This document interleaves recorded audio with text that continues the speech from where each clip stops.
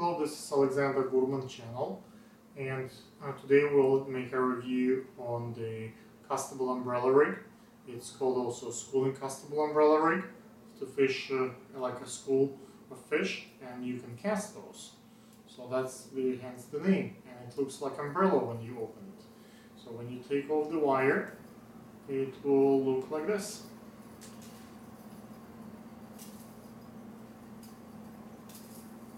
As you can see, every line is separate. You can turn them a little bit higher so to have more coverage. It's very strong stainless steel. This is where you will catch most of your bass, and it's easy to change them. You can just, if one gets loose and old, you can just put a new one, and that's how the castable umbrella rig looks. It's very light, very powerful, 10-9 pounds. Fish easily can be hauled in this. Have a good fishing.